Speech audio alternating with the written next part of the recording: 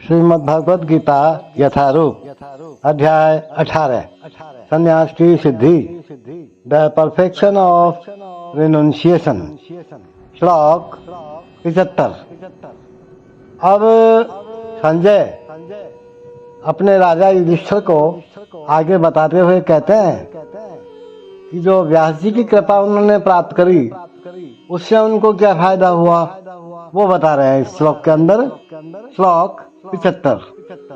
व्यास प्रसादात श्रुतवान एतत् गुह्यम् अहम् परम योगम योग ईश्वरात् कृष्णात् साक्षात् कथयतः स्वयं।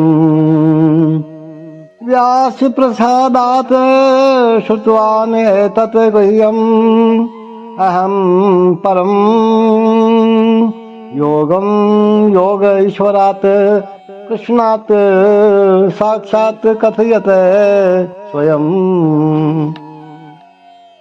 संजय कहते हैं, हे राजा, व्यास की कृपा से मैंने ये परम गुह्य बातें साक्षात योगेश्वर कृष्ण के मुख से अर्जुन के प्रति कही जाती हुई सुनी है। देखो, व्यास संजय के गुरु थे और संजय स्वीकार करते हैं कि गुरुदेव भगवान व्यास की कृपा से ही वे भगवान को समझ सके। इसका अर्थ यह हुआ कि गुरु के माध्यम से ही कृष्ण को समझना चाहिए, प्रत्यक्ष रूप से नहीं।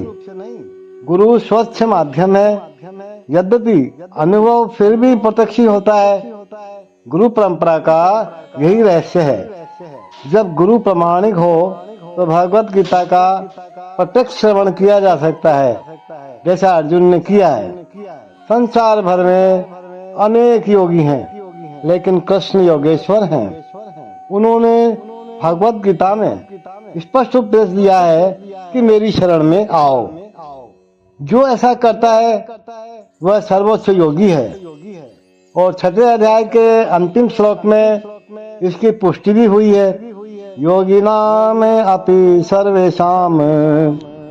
नारद कृष्ण के शिष्य हैं और व्यास जी के गुरु हैं। अतएव व्यास अर्जुन के ही समान प्रामाणिक है, क्योंकि वे गुरु परंपरा में ही आते हैं। और संजय व्यास देव के शिष्य हैं। अतएव व्यास की कृपा से संजय की इंद्रियां विमल हो सकी, निर्मल हो गई और वे कृष्ण का साक्षात दर्शन कर सकी और उनकी वार्ता सुन सके। जो व्यक्ति कृष्ण का प्रत्यक्ष श्रवण करता है वह इस गुह्य ज्ञान को समझ सकता है। यदि वह गुरु परंपरा में नहीं होता है तो ये कृष्ण की वार्ता नहीं सुन सकता। अतएव उनका ज्ञान सदैव अधूरा रहता है, विशेषतया जहाँ तक भगवत गीता समझने का प्रश्न है। देखो, भगवत गीता में योग की समस्त पद्धतियां कर्म योग, ज्ञान योग तथा भक्ति योग का वर्णन हुआ है। श्री कृष्ण इन समस्त योगों के स्वामी हैं, लेकिन यह समझ लेना चाहिए कि जिस तरह अर्जुन कृष्ण को प्रत्यक्ष से समझ सकने के लिए भाग्यशाली था, उसी प्रकार व्यासदेव की कृपा से संजय भी कृष्ण को साक्षात सुनने में समर्थ हो सका। वस्तुतः कृष्ण से प्रत्यक्ष से सुनने एवं व्यास जैसे गुरु के माध्यम से प्रत्यक्ष सुनने में कोई अंतर नहीं है। गुरु भी व्यासदेव का प्रतिनिधि होता है। अतएव वैदिक पद्धति के अनुसार अपने गुरु के जन्म दिवस पर शिष्य व्यास पूजा नामक उत्सव रचाते हैं। ये तो अपन ने सुना ही है, अपन करते भी हैं। जब गुरु जी का जन्मदिन आता है तो व्यास पूजा के नाम से करते हैं अपन, क्योंकि ये गुरु परंपरा है।